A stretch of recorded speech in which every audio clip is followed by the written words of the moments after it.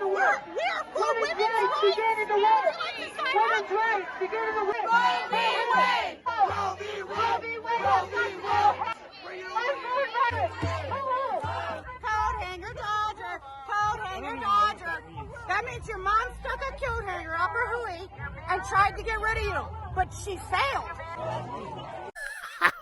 Safe to say that our national discourse in America is returning to normal, and I love the conviction. I love the confidence. It's so extremely entertaining to watch.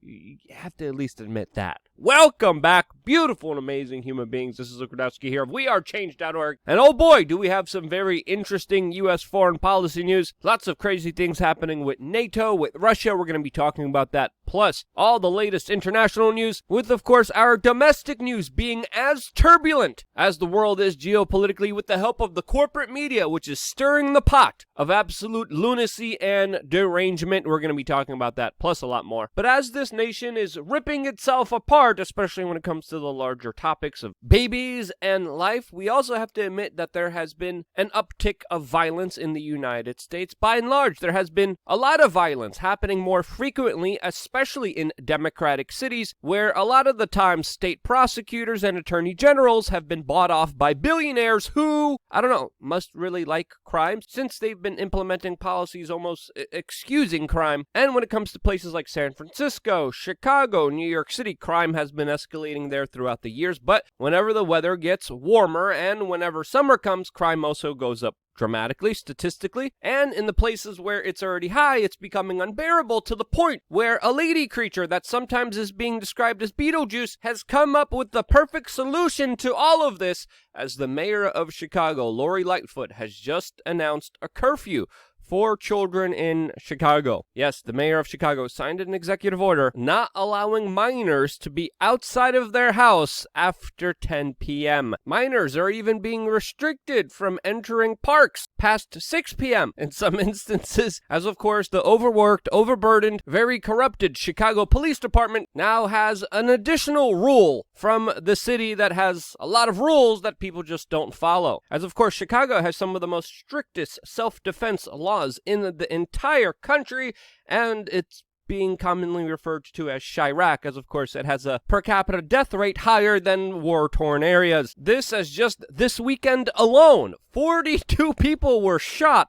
12 of them fatally, in Chicago, but the national media is not interested in that. In Milwaukee, a number of people got shot. In New York City, a lot of people got shot. But of course, the events in Buffalo are reaching national headlines, as of course we had a tragic event unfold there where a mentally deranged crazy person shot up a supermarket and streamed it on the internet. He released a manifesto expressing far left and far right ideas, essentially highlighting how he was a very deranged, mentally unhealthy, crazy person. But according to the Rolling Stones, he was a, quote, mainstream Republican, even though he publicly criticized Fox News and other right-wing personalities in his manifesto. How does that make sense? It doesn't. This is just meant to inflame the conversation, push the larger divide and conquer agenda, and of course destroy any kind of reasonable discourse, as this is sensationalistic, hot garbage presented as news from the Rolling Stone that is trying to build controversy in order to build clicks. And guess what? We are talking about them, as this post was shared widely on Reddit and highlights the disingenuous conversation that's happening politically in this country right now, as a powerful media institution is trying to equate that half of Americans are insane people that will somehow shoot up a supermarket, which is, again, crazy, delusional thinking that's meant more to inflame than it is to inform. And following this dribble, we of course also have the LA Times that are trying to blame everything on memes and the internet. Previously, it was video games that allegedly was to blame for all of this, according to the corporate media, even though scientific studies have proven that to be false. Now, according to the media establishment, it's the internet. It's people being able to talk freely to each other. This, of course, perfectly fits in line with the larger narratives pushed on by this Biden administration that is literally creating a disinformation board along with the Department of Homeland Security, which the head of literally wants your views, your tweets, edited by, quote, verified users. And as people in the government literally try to control every aspect of your existence, try to control your thoughts, what you can hear, what you could listen to, what you could ascertain, there's other politicians like the replaced governor of New York that are calling online platforms like Twitch to, quote, being an accomplice to the horrible events that happened there, which, again, is an absolute nonsensical statement, but one that's being regurgitated and backed by institutions like the LA Times and Rolling Stone that are more interested in asserting a narrative, pushing an agenda, rather than, of course, telling the truth and asking some serious questions about this event, as, of course, they're doing the bidding of some very bad people, as, of course, there's some legitimate questions about this particular event, as he literally detailed his plan online for months, this as the FBI is becoming more and more desperate, trying to entrap and create dangerous situations for political motives, just like they did in Michigan, where a jury just ruled that the FBI unethically, illegally entrapped a group of individuals that were found innocent when it comes to the plot to kidnap the governor of Michigan, which essentially was an FBI plan in itself. I have a lot more questions about this particular event in Buffalo, and those questions and that particular topic will be discussed in a video later on today on LukeUncensored.com, as I think it's important to ask a lot of these very pointed questions during these turbulent times. It is the job of actual journalists to ask the legitimate questions and to look into these things rather than just trying to inflame the conversation for political brownie points like the Rolling Stone and LA Times are doing.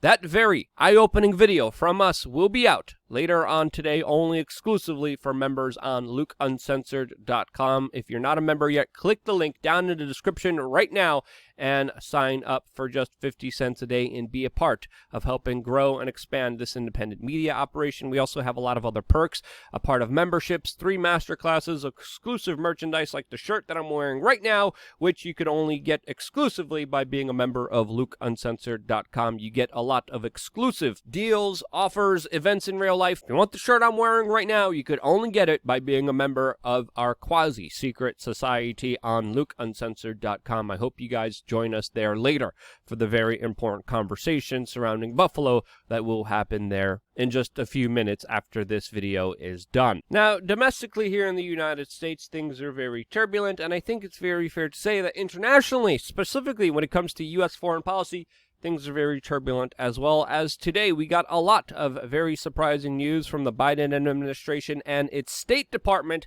as today we're finding out that Joe Biden's administration is reversing a lot of Trump's withdrawal of troops, and that he is sending a lot of U.S. forces into the Middle East, as he has also announced a redeployment of several hundred U.S. ground troops into Somalia. As you know, a couple years ago, we did on-the-ground reporting from Somalia for you today, and we detailed the complications of that particular situation on the ground there, which, according to some locals, was made worse by direct U.S. intervention. Again, if you haven't watched our Somalia video, we're going to link it at the end of this video, which could provide you some important context to this latest move by this Biden administration that is sending more U.S. troops there as we speak right now. Now, another major geopolitical shift and move that just happened was, of course, Finland and Sweden making more advancements towards becoming a part of NATO. This as they're also starting to do a major drill near the Russian border, something that we've been detailing to you as a very significant escalation that could potentially bring this conflict to a new waypoint that could be devastating for everyone involved here, as of course the Russians are starting to sound like a broken record when it comes to the number of threats that they're issuing on the world stage, specifically threatening the use of nuclear weapons. This as the Russians are threatening retaliation if NATO bases end up in Sweden and Finland. This as the two countries are now confirming today that they will be joining the NATO alliance. The United States, of course, backs this major decision, which could lead to a major escalation in the region. Will it? Well, that's another question here. The Russians are talking tough here, but that doesn't always equate to action. But at the same time, the stakes are extremely high here, as of course the U.S. Secretary of State has just admitted that he is confident that Sweden and Finland will be be a part of NATO very soon. This, as we're finding out today that the president of France is getting involved geopolitically, trying to de-escalate this situation, trying to figure out a situation in order to achieve a ceasefire here, which he's getting criticized from, specifically from the leader of Estonia, that has recently appeared to criticize him for trying to broker a peace deal here. Now, of course, as you know, we have been very critical of this former Rothschild banker, squasher of peaceful protests, Emmanuel Macron, but when it comes to this very complicated, very dangerous situation, it does seem like he's, on the face value here, trying to actually de-escalate the situation. Some reports are even coming in that he's trying to urge Ukraine to succeed some territory in order to achieve a ceasefire here. What does he know that we don't know? What is he getting from his conversations with Putin? Well, as far as right now, we don't know, but he is suggesting a big ask for Ukraine, which, according to some people, might not even be necessary, as today we have the chief of NATO coming out and saying that Ukraine could actually win this conflict against Russia, as it has also come out and publicly assured Ukraine that it has open-ended military support against Russia, as of course the United States has just given Ukraine 10 times their annual military budget in just 2 months, leaving a significant price to the American taxpayer. But as some people are hell-bent at prolonging and extending this conflict, we do have to ask ourselves, at what cost will this lead to? Not just speaking about the larger dangers of a nuclear potential conflict here, but of course we also have to understand that socially, financially, there's a huge cost here with not only an immigration crisis, but a wheat shortage, fertilizer shortage, energy shortage that have all been exacerbated by this larger geopolitical West versus East proxy conflict that is unfolding right now in Ukraine. How much life loss, how much economic loss, how much poverty is worth it for these politicians to wage this conflict? Well, according to some people in Washington, they're willing to wager all of it, as more and more we are dealing with some very serious economic ramifications that have been created way before this conflict, that are only being the proverbial fuel added to this larger fire that we're all dealing with, mainly because of this hot mess of a situation that we've been warning about from the very beginning, and sadly almost exactly the opposite of what we've been calling for has been happening here. What is the cost that you're willing to pay, that the world should pay, for this larger conflict between these politicians from Russia and these politicians from the United States? Well,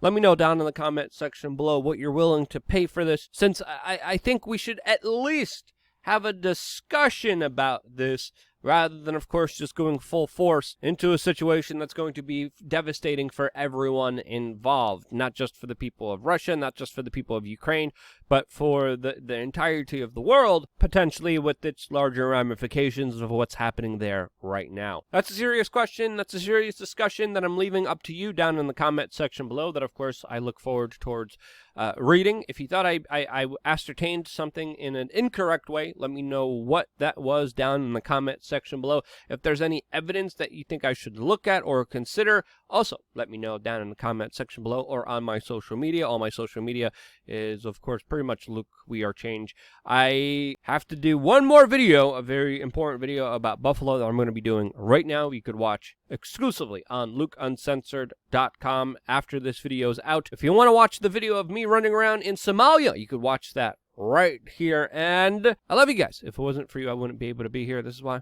Love you guys. Stay tuned for a lot more here on WeAreChange.org.